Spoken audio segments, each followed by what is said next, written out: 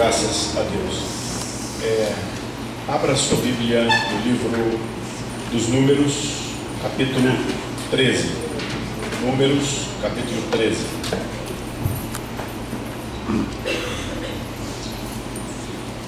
No domingo passado, na nossa celebração vespertina, o nosso licenciado no Ministério Pastoral, Felipe, trouxe uma reflexão sobre esse mesmo texto. Inspirado na reflexão do Felipe, nesse texto, nesse evento, eu me senti ali constrangido diante de Deus e quero trazer para vocês aqui pela manhã uma outra leitura desse texto e espero que Deus use esse momento para falar aos nossos corações e para transformar a nossa percepção da vida e da existência. Leamos então Números 13, capítulo 13, versos 25 a 33. Números 13, de 25 a 33. É o relatório dos espias enviados por Moisés à terra prometida. Diz assim a palavra de Deus: ao cabo de 40 dias, voltaram de espiar a terra. Caminharam e vieram a Moisés e a Arão e a toda a congregação dos filhos de Israel no deserto de Parã, a Cádiz. Deram-lhes conta a eles e a toda a congregação e mostraram-lhes o fruto da terra. Relataram a Moisés e disseram: fomos à terra que nos enviaste, e verdadeiramente mana leite e mel. Este é o fruto dela. O povo, porém, que habita nessa terra é poderoso, e a cidade muito grandes e fortificadas. Também vimos ali os filhos de Anak. Os amalequitas habitam na terra do Neguebe, os heteus, os jebuseus e os amorreus habitam na montanha. Os cananeus habitam ao pé do mar e pela ribeira do Jordão. Então Caleb fez calar o povo perante Moisés e disse: eia, subamos e possuamos a terra, porque certamente prevaleceremos contra ela. Porém os homens que com ele tinham subido disseram: não poderemos subir contra aquele povo, porque é mais forte do que nós. E diante dos filhos de Israel infamaram a terra que haviam espiado, dizendo: a terra pelo meio da qual passamos a espiar é terra que devora os seus moradores, e todo o povo que vimos nela são homens de grande estatura. Também vimos ali gigantes.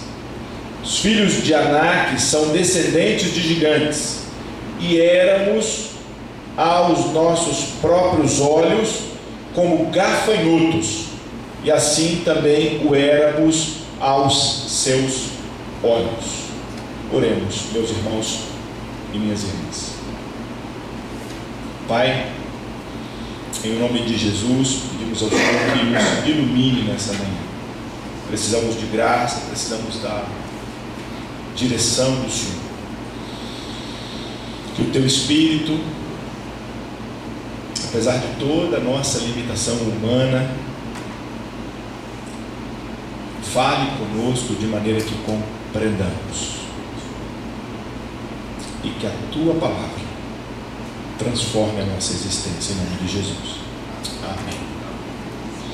Bom, meus irmãos e minhas irmãs, no domingo passado, Felipe trouxe uma leitura desse texto que me alegrou muito. E de maneira muito especial, ele desafiou a igreja a ser influenciadora na sociedade, a usar de alguma forma a percepção de um cuidado, de um zelo de Deus, fazendo de nós pessoas que caminham na sociedade e que podem gerar de fato transformação onde a gente estiver. Hoje eu quero falar sobre outro aspecto desse texto, que lá no domingo passado, ouvindo Felipe, meu coração de fato se alegrou muito, né? Ouvindo Felipe, eu percebi que muito da nossa vida, da nossa existência, da nossa percepção daquilo que chamamos de vitórias e daquilo que chamamos de derrotas, dependem da maneira com que eu vejo o problema, dependem do meu olhar, da minha leitura. Existe uma frase muito conhecida, e a frase que comecei a pastoral aí de vocês hoje, com muito carinho, frase conhecida não só dentro do contexto cristão, mas também fora dele, nos desportistas e tudo mais, que a frase é: vencer ou vencer. Nós vivemos numa sociedade onde existe uma cobrança muito forte sobre todos nós que precisamos ser vitoriosos em todos os aspectos da vida, em todos os momentos. A vitória, ela é cobrada, e se você partilha algum momento de derrota, aquilo é visto como algo vergonhoso. Nós escondemos as nossas derrotas, nós não falamos das nossas derrotas, nós não queremos partilhar com o outro quando de alguma maneira experimentamos uma derrota em alguma esfera da existência, como se as derrotas não tivessem importância, como se elas não fizessem parte da existência, e como se o mundo vivesse na estética da vitória, e como se o belo existisse só quando carregamos medalhas e troféus. Essa frase, vencer ou vencer, entorpece as mentes das pessoas, alienam pessoas. Tem livros com esse título, tem músicas, pelo menos 4 músicas que se dizem cristãs com esse mesmo título: vencer ou vencer. Como se Jesus Cristo fosse aquele que garantisse vitória para você em toda a esfera da sua existência, ou como se ele não usasse alguma coisa que chamamos de derrota para nos ajudar, para moldar em nós, para nos educar inclusive. Existe um problema aqui. O problema é que quando caminhamos em cima dessa frase, vencer ou vencer, tendo que ser vitorioso em tudo, nós perdemos relações e tratamos aqueles que são perdedores como derrotados eternos, como se eles carregassem uma vergonha para sempre, porque eles não conseguiram uma vitória em alguma esfera, como se eles não fossem humanos iguais a nós, ou pior, como se nós fôssemos melhores do que eles. Nós nos esquecemos do que a Escritura diz para nós em relação à vitória, e o que é vitória para a Escritura. Quando passamos por momentos de vitórias, não significa que não passamos também por experiências duras e difíceis que nós chamamos de derrotas. Nós nos esquecemos daquilo que Davi, por exemplo, diz quando encara o gigante Golias. Vamos nos lembrar? Está registrado lá no primeiro livro de Samuel, no capítulo 17. Ele diz assim: o Senhor salva, não é com espada, não é com lança, não é com guerra. Não. O Senhor salva com a ação dele em nós, com a presença dele em nós. E aquele garoto encara um guerreiro com uma funda, porque ele sabia que Deus era com ele, porque ele sabia que Deus era com o povo dele, que o povo dele não era abandonado, e o povo dele não podia passar por tamanha vergonha diante dos filisteus. Ele escreve sobre isso no Salmo 20 também, dizendo que ele não confia nos exércitos. Lembra disso? Já num outro momento da vida de Davi, ele vai escrever que a confiança dele é no Senhor, é em Deus que ele confia, não é nos carros, nos cavalos, nos exércitos que Israel tinha. E fico pensando como nós ainda caímos na alienação de confiarmos, olha só, na nossa saúde, no nosso dinheiro, nos nossos diplomas, na nossa inteligência, como se um pequeno acontecimento não roubasse de nós toda a capacidade de pensar, toda a capacidade de viver, de andar, de trabalhar. Fico rememorando aqui quando em 2007 o meu pai esteve doente e teve que reaprender a andar, reaprender a falar, reaprender a comer. Em um momento, 5 minutos, meu pai estava saudável, 5 minutos depois ele desmaia, 2 horas depois ele estava no bloco cirúrgico com uma cirurgia de 12 horas.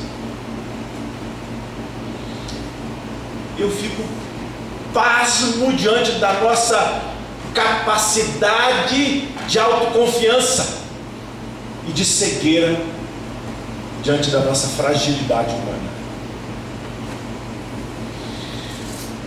Gosto muito da frase que Tiago registrou, falando lá no capítulo 4 da sua carta, de que não temos controle sobre a nossa existência, de que quem cuida de nós é Deus. É Deus que nos dá a oportunidade de vivermos, de experimentarmos a vida.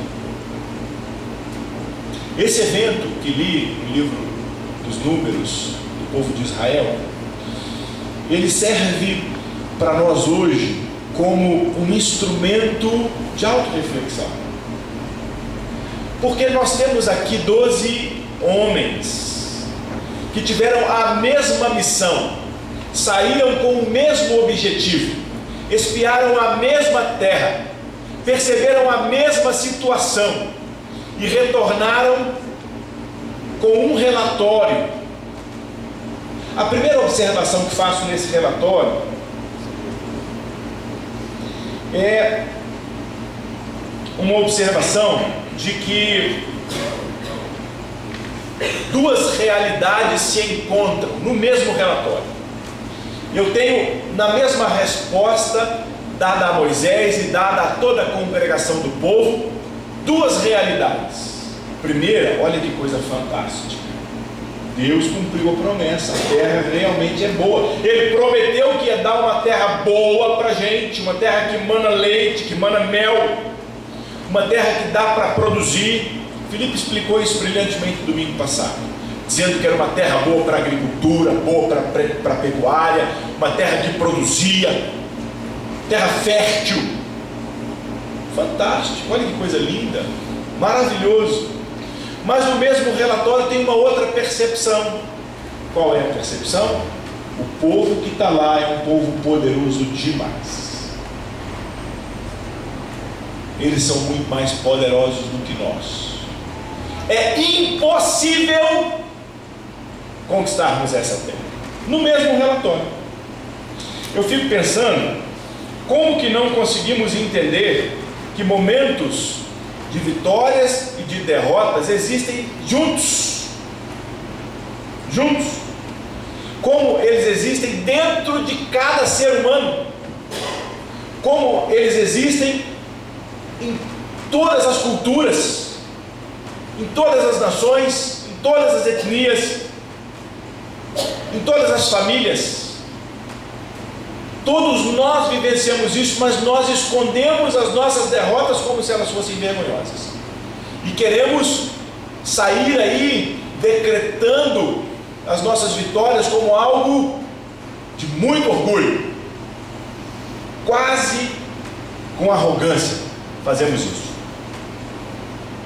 É interessante que aqueles que tiveram a primeira percepção, eles basearam uma percepção na promessa de Deus e na confiança de que Deus era com eles. Olha o fundamento da primeira percepção. Quando olharam a mesma situação, o fundamento era na confiança da existência de Deus, da presença de Deus e das promessas de Deus. Esses que viram a possibilidade da conquista da terra tinham a certeza de que Deus era com eles, tinham a certeza de que Deus realmente existia, tinham a certeza de que Deus tinha prometido aquela terra e que não era na força deles que eles ganhariam essa terra. Mas os segundos, aqueles que tiveram uma percepção identificada com o derrotismo, que disseram assim: a derrota é certa, antes de tentar pelo menos uma vez, antes de experimentar pelo menos uma vez, antes de sequer organizar uma batalha, eles chegam primeiro olhando para dentro de si e vendo só a sua própria incapacidade. Nós não temos condições, e muitos de nós fazem isso. Nós não nos permitimos batalhar em muitas esferas da nossa vida. Cruzamos os braços e olhamos para nós dizendo assim: nós somos incompetentes e incapazes, não vou nem tentar, não vou nem tentar. Eu esqueço que Deus é comigo, eu esqueço de alguma palavra que Deus colocou no meu coração a respeito daquele sonho, daquele desejo, daquela experiência. Eu esqueço de tudo isso porque me sinto incapaz, incompetente. Alguns, além de desistirem, desanimam outros que querem tentar, como esses espias, esses 10 espias fizeram com toda a congregação. Além de desistirem, eles promoveram, se nós continuarmos o texto aí, o povo enlouqueceu no capítulo 14, queriam apedrejar Josué e Caleb. Deus veio com um castigo sobre o povo, e Moisés foi lá interceder para Deus: Deus, não faz esse negócio não, porque se o Senhor não deixar esse povo perder, o nome do Senhor vai ser envergonhado. Essa foi a intercessão de Moisés. Moisés teve que intervir, e Deus então, por amor à própria palavra dele, falou: tá bom, Moisés, eu vou perdoar esse povo e vou dar essa terra para esse povo rebelde, porque era um povo que olhava só a sua incompetência, era um povo que desconsiderava Deus, desconsiderava Deus na vida, desconsiderava Deus no cotidiano, desconsiderava Deus na batalha da existência, que todos nós vivemos o tempo todo. Há quem diga por aí que nós matamos um leão por dia, não é assim? Um ditado popular, quando a gente sai para ganhar o dia a dia. Mas a gente ainda acredita que esse leão é morto pela própria mão e não pela existência de Deus, pela direção de Deus, pela misericórdia de Deus, pela graça de Deus, pelo cuidado de Deus, pelo zelo de Deus, todo dia com a gente. Eles começam a ressaltar os defeitos, ressaltam os defeitos, e pior, além de ressaltarem os defeitos, lá no verso 32, lá no 33, eles aumentam o defeito. Eles disseram assim: nós aos nossos olhos somos como gafanhotos pequenininhos diante desse povo imenso. Aumentaram a coisa. Quantos de nós olhamos a dificuldade, e aquela dificuldade é um monstro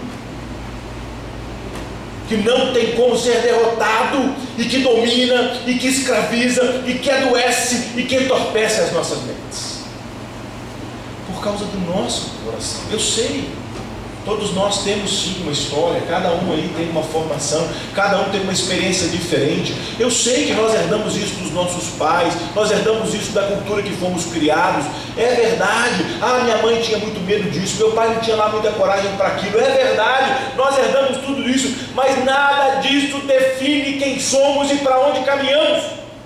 O que define quem somos é um momento onde a misericórdia de Deus nos alcança e propõe para nós uma vida diferente, uma vida que agora eu tenho a convicção que sou adotado por Deus, e Deus é comigo em toda e qualquer situação, e que eu posso passar por momentos que muitos da sociedade vão chamar de derrotas, mas são momentos que são oportunidades únicas que Deus promove para a nossa formação e crescimento. Eu não quero ser esse povo que traz sobre outros péssima comoção, negativismo, desânimo e revolta. Não quero. Não sei. Mas existem na história dois outros homens, Josué e Caleb, que perceberam oportunidades únicas na mesma situação. O olhar do Josué e o olhar do Caleb foram olhares que refletiram o conhecimento de Deus e a confiança em que Deus era. Deus prometera essa terra. Se Deus prometera, Deus a daria. Simples assim. Vamos batalhar? Eia, subamos! Conquistemos a terra! Deus é conosco! Olha a simplicidade desse homem diante do povo. Enquanto todo mundo estava dando um relatório dizendo: olha, tem gente lá que não dá para ganhar não, nós vamos morrer. E eu fico imaginando Josué dizendo assim: deixa de ser trouxa, abre seu olho, Deus é com a gente, vamos embora, vamos organizar aqui, vamos embora, está na hora. E eu fico pensando, se na vida nós agimos como os 10 espias ou como Josué e Caleb, quando uma adversidade ou um problema é estabelecido na nossa existência. Fico pensando em tantas oportunidades, né? Eu fico, por exemplo, nas nossas famílias, nas nossas casas, temos muitas dificuldades interpessoais, não é verdade? Ninguém é igual a ninguém. E a gente ainda tenta fazer do outro uma cópia da gente, como se isso resolvesse o problema, né? A nossa cobrança é mais ou menos essa, não é isso? A gente olha para o outro e quer que o outro haja como se eu agisse naquele momento. A gente não dá ao outro o direito de ser outro. Nasceu dia diferente, pai diferente, mãe diferente, nome diferente, sexo diferente, tudo diferente. Deixa eu mudar a palavra sexo para gênero, que fica mais politicamente correta, né? Gênero diferente. Cada um é cada um, menino. Perfeitamente. Só que na hora do ajuntamento, a gente quer que o filho da gente seja igual a gente. Entende isso? Esse é um problema. Nós queremos fazer do outro uma cópia mal feita de nós, porque o outro não consegue ser a gente. Ele é outro, ela é outra. E eu preciso compreender isso. A terra era boa, a terra mana leite e mel.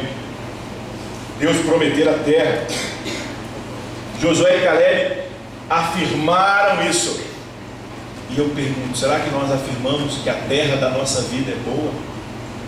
Será que a gente tem no coração a percepção de uma ausculta daquilo que Deus tem para a nossa existência? Aí eu estou dizendo individual, particular, de propósitos, de dons, de potencialidades. Será que somos quem realmente deveríamos ser? Quem somos? Individualmente. Será que conseguimos perceber que Deus de alguma forma fala aos nossos corações, gera em nós o querer e o efetuar, e muitas vezes nós negamos isso por comodismo, por preguiça, por acomodação, por não querer topar a batalha da vida, o sofrimento, por querer depender do outro e tantas coisas, e ficamos ali, achando que somos os coitados da vida e que todo mundo deve a gente, deveria olhar para a gente, sofrendo. A única palavra que eu tenho para nós hoje é a palavra do Caleb.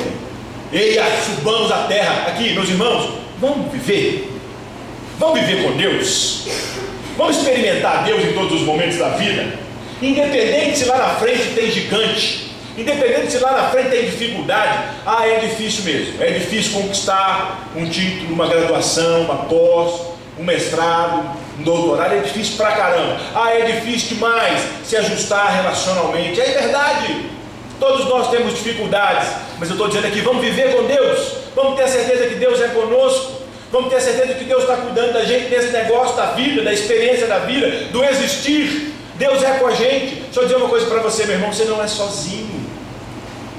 Uma certeza que a salvação traz é que agora somos adotados e Deus é conosco como Pai cotidianamente. Não somos abandonados nem órfãos. A vida vale a pena ser vivida com toda a intensidade, porque ela é um presente de Deus. É uma experiência única e ninguém vai viver a sua vida. A sua é sua, a do outro é do outro. O máximo que podemos fazer é nos ajudar mutuamente com as nossas experiências, não é assim? Olhar para os nossos mais velhos e perceber neles um aspecto de vida piedosa que eu preciso caminhar e ter como exemplo, não é verdade? Quantos aqui, estão com os cabelos um pouco mais brancos, que eu preciso olhar para esses cabelos e para essas experiências e ouvi-los? Mas nós vivemos numa cultura onde a atenção lhes é tolhida. Que vergonha isso, não ouvir os mais experientes. Está aí uma geração que bate cabeça sozinha, uma geração que apanha por coisas que são rodas sendo reinventadas. O negócio já está estabelecido. Ouça os pais, ouça os avós, se aproximem. Não é verdade? Tem um monte de gente doente aí. Nós estamos cansados de saber que ninguém vive sem relações verdadeiras e acreditamos na falsidade das relações virtuais, como se elas fossem eficazes para suprir as nossas necessidades de toques, de mãos dadas, de afeto. Aí a gente curte como se isso fosse suficiente, e quando não curte, passa mal. Bota uma fotinha lá, teve 2 curtidinhas só, passo mal, porque não teve mais. Me ajuda, gente, pelo amor de Deus. Quero chegar no céu com vocês. Eu preciso confiar que lutando, batalhando, a vida é uma experiência fantástica, e eu não a experimento sozinho, nem sozinha. Então não tem jeito de encaixar no mesmo pacote aquele que tem fé em Cristo e se sente coitadinho. Não tem jeito. A proposta é de seguir o exemplo de Josué e Caleb, que tinham a certeza de que Deus existe, que tinham a certeza de que Deus era com eles e que prometeram aquilo para eles. Não estava nem aí pelo tamanho dos outros, não estava nem aí pelas dificuldades na frente. Vamos passar, mas Deus é conosco. E até nas experiências de derrotas eles aprenderam no deserto. Todos dois, quando faltou água, quando faltou comida. Aquilo que chamamos de derrotas foram situações importantíssimas para formar quem agora olha a terra e acredita que Deus vai dar. Então eu quero convidar vocês, meus irmãos, para não termos um olhar derrotista para a vida. O olhar não pode ser derrotista, não dá. Para, em segundo momento, compreendermos que a vida é uma experiência de vitórias e de derrotas. Todas duas são importantes para nós. Para passarmos pelas vitórias sem arrogância e pelas derrotas sem derrotismo. Para não sermos arrogantes quando conquistamos algumas coisas. Celebremos juntos. Não é assim? A Escritura diz assim: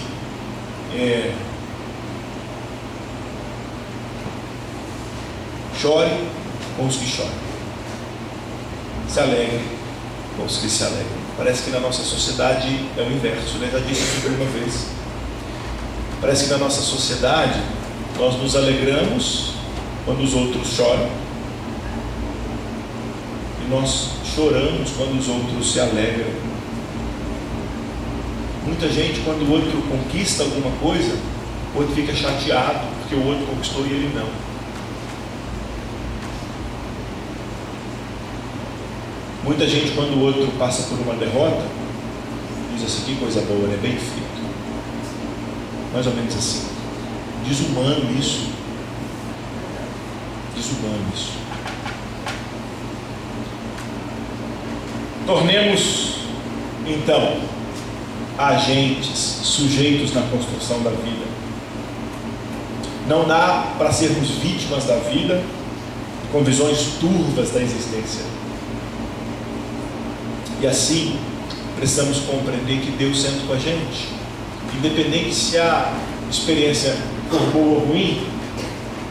Ele diz que sempre seremos vitoriosos, porque caminhamos com Ele e aprendemos com Ele e somos moldados.